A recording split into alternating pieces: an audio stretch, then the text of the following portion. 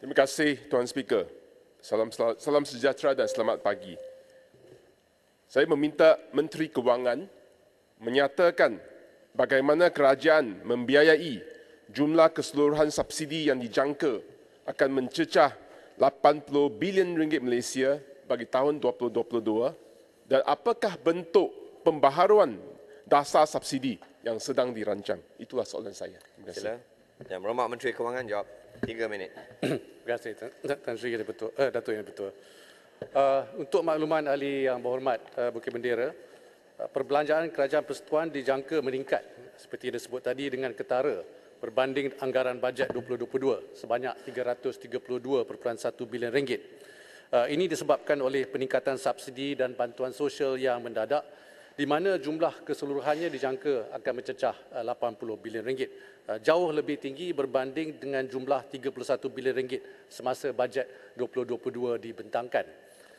Umum diketahui langkah ini diambil untuk mengurangkan beban kenaikan kos sara hidup bagi seluruh rakyat kita ekoran kenaikan harga komoditi dunia. Izinkan saya untuk berkongsi beberapa fakta. Pertama, saya ingin menegaskan bahawa dakwaan kerajaan mengurangkan bantuan dan subsidi adalah tidak benar sama sekali. Hakikatnya kerajaan terus memberi pelbagai bantuan dan subsidi kepada rakyat, terutamanya berkaitan minyak dan petroleum. Di samping itu, kerajaan juga telah memperkenalkan subsidi baru yang tidak termasuk dalam bajet 2022, iaitu bagi ayam dan telur serta elektrik. Bagi petrol, diesel dan LPG contohnya, anggaran keperluan subsidi tahun ini adalah 37.3 bilion ringgit berbanding 13.2 bilion ringgit pada tahun lepas. Minyak masak pula telah mencecah 4 bilion ringgit berbanding 2.2 bilion ringgit dan bagi subsidi kepenggunaan lain, anggaran perbelanjaan adalah 9.7 bilion ringgit berbanding hanya 1.1 bilion ringgit tahun lepas. Kedua, semasa bajet 2022 dibentangkan, andaian harga minyak mentah dunia bagi anggaran hasil dan subsidi ditetapkan pada kadar $66 setong. Kini harga minyak mentah dunia telah meningkat melebihi $100 setong semenjak bulan Mac tahun ini. Bagi minyak sawit mentah ataupun CPO pula, andaian bajet 2022 adalah sekitar 3,400 setan metrik. Tetapi purata harga sawit sebenar telah melebihi RM6,000 setan metrik semenjak harganya meningkat dengan mendadak pada bulan Mac yang lalu. Sehubungan itu, harga minyak mentah dan sawit yang lebih tinggi tahun ini dijangka akan menjana hasil cukai tambahan melebihi 10 bilion ringgit. Tambahan kepada itu, momentum pemulihan melebihi jangkaan dengan pertumbuhan KDNK negara pada suku pertama tahun ini amat memberangsangkan pada kadar 5% dan dijangka lebih kukuh pada suku kedua. Berdasarkan trend tersebut, kita bakal menerima hasil tambahan berkaitan cukai pendapatan serta cukai tidak langsung melebihi 10 bilion ringgit lagi. Namun, kesemua peningkatan hasil ini tidak mencukupi untuk menampung peningkatan subsidi yang telah melebihi 540 bilion ini. Ketiga, memandangkan harga komoditi global dijangka akan kekal pada paras tinggi untuk separuh tahun kedua, strategi kerajaan adalah untuk menyemak dan menilai semula keberkesanan setiap program subsidi dan insentif yang telah dilaksanakan dan juga terus meneliti sumber hasil dan penjimatan tambahan bagi menampung keperluan tambahan subsidi bagi separuh tahun kedua. Dari segi penjimatan pula, Yang Berhormat, Kementerian Kewangan telah mengeluarkan perkeliling perbendaharaan 3.1 pada 14 Julai lepas mengenai langkah penjimatan untuk dilaksanakan oleh semua kementerian dan agensi kerajaan bagi menampung sebahagian daripada keperluan subsidi tambahan. Antara langkah perkeliling tersebut adalah kawalan terhadap lawatan ke luar negara, barangan import serta penangguhan perbelanjaan yang belum komited. Namun saya juga ingin menegaskan bahawa langkah-langkah yang berpaksikan kesejahteraan rakyat akan tetap diteruskan, Yang Berhormat. Terima kasih. Soalan tawaran pertama, sila. Ya, benar.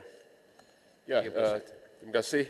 Dan saya membaca berita berkenai kerajaan sedang menjalani ujian bagi petroleum secara bersasar.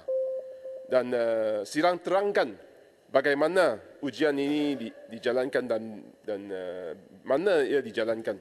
Dan sama ada masa ini sesuai memandangkan harga barangan dan makanan melambung tinggi sebelum program sebelum cadangan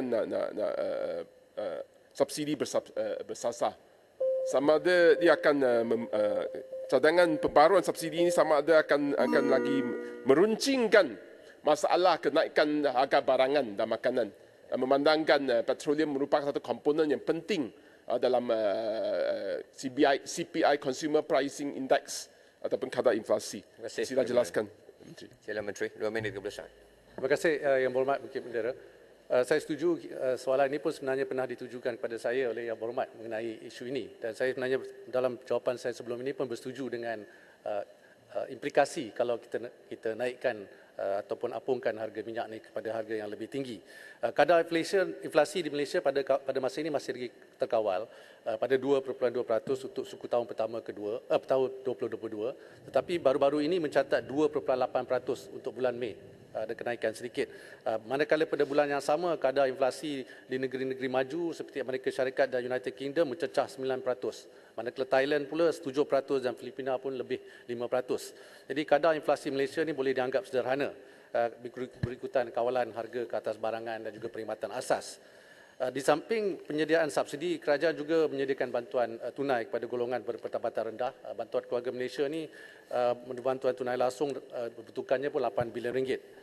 Jadi kalau kita lihat berhubung dengan subsidi bersasar, soalan Yang Berhormat tadi, kerajaan masih di peringkat awal pengujian mekanisme pemberian subsidi petrol secara bersasar. Pengujian tersebut akan disusuli dengan pengujian yang lebih meluas dari segi beberapa kaedah lain dan juga bagi menguji kebolehsanaan mekanisme tersebut bukan saja di kawasan bandar tetapi juga di kawasan luar bandar.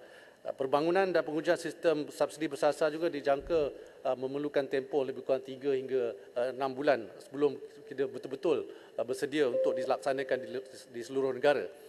Dalam pelaksanaan subsidi bersasar ini, kerajaan juga akan merancang pelaksanaan ini secara berfasa bagi memastikan ianya tidak mengakibatkan inflasi secara mendadak yang seperti disebut tadi atau menjejaskan momentum pertumbuhan ekonomi kita. Ini selaras dengan pendekatan yang telah diambil oleh kerajaan untuk ayam contohnya, di mana bagi mengurangkan market distortions dengan izin, kerajaan telah meningkatkan harga siling ayam sebanyak 50 sen kg tetapi pada masa yang sama memberi bantuan tunai tambahan kepada golongan B40.